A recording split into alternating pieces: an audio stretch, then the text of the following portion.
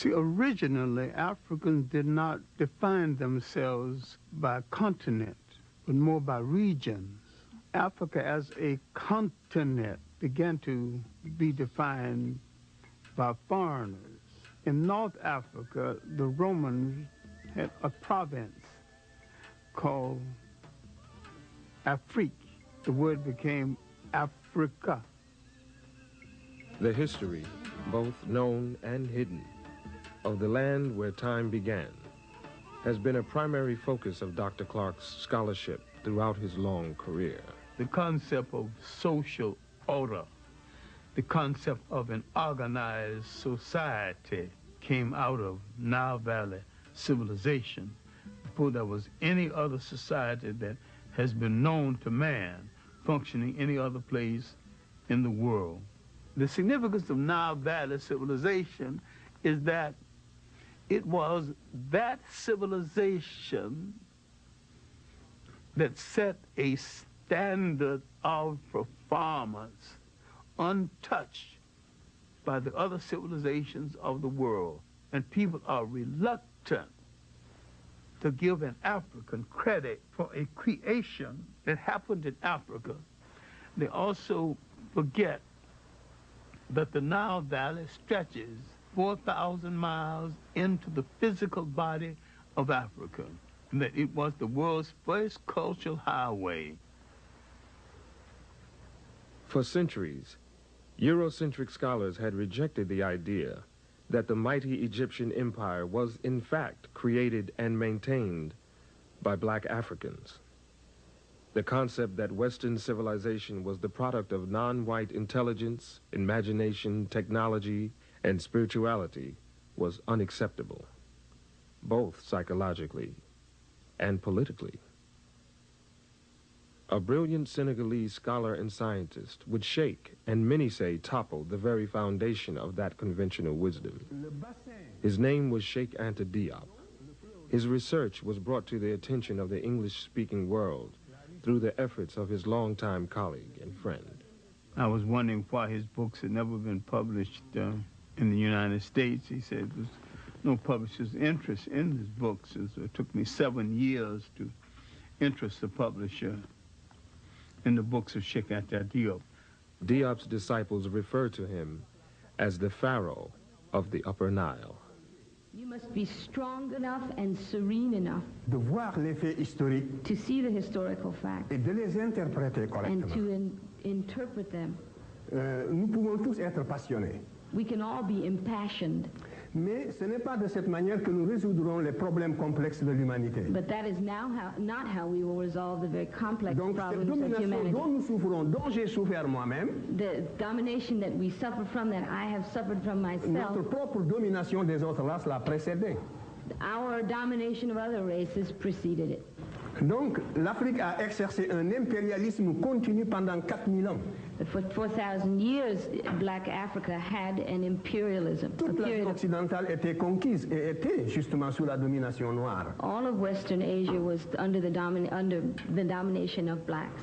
On n'aurait pu jamais penser à cette époque-là que la situation pourrait un jour être renversée. And at that time, no one would ever have dreamt that the situation could be reversed. C'est pour ça que l'étude de l'histoire nous redonne la sérénité pour apprécier les faits et les relativiser. This is why the study of history gives us the serenity required to appreciate the facts as they are. In 1974, he would challenge the major scholars of the world on the concept of Egypt not being anything other than an African state. In the conference on the peopling of Egypt, leading scholars of the world met and debated. Most of them wanted to put Egypt's origin outside of Africa. Cheikh Anta Diop and his protege, Theophile Obenga, placed Egypt within the context of Africa's totality. Cheikh Anta Diop was more than a historian. He's a scientist, he's a paleontologist, and he had proven that if he could get the pigment from some of the mummies, he could prove their African origins. All the rest of the conferees came just to disagree, and when it was all over, they had to admit these two men came prepared to prove their case. At that point, they began to close the door to the research of Sheikh Anta Diop.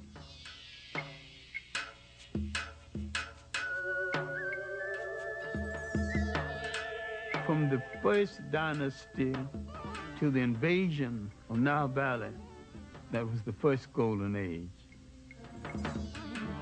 And from third dynasty came the great multi-genius Imhotep, the real father of medicine, who lived 1,800 years before the Greek, who's called the father of medicine.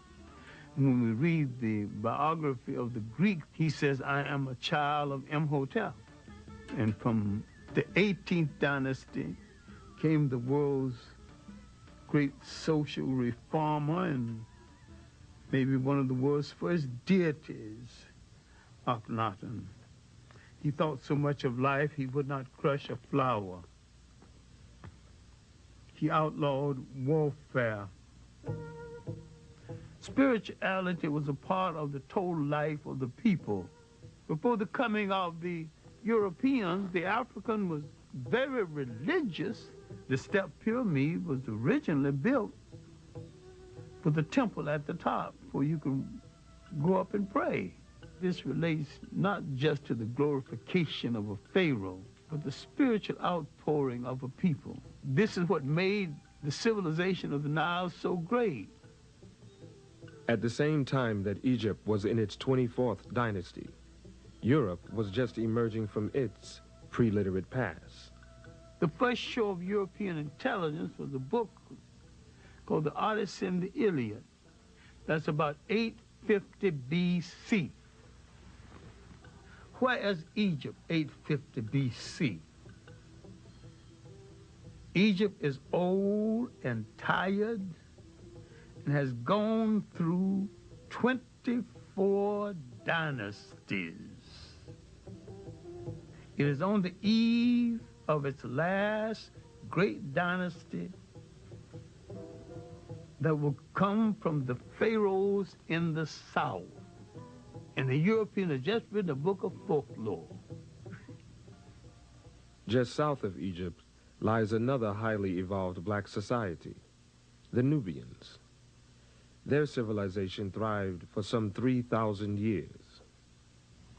I call the 25th dynasty the one dynasty from the south that moved up north and to tell their cousins, the Egyptians, how to rule a nation one more time.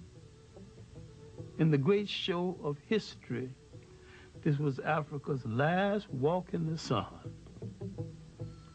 It was a great and mighty walk. That walk had lasted 10,000 years. Now it's coming to an end. Europe is just being born. The very word Europe is not even being used.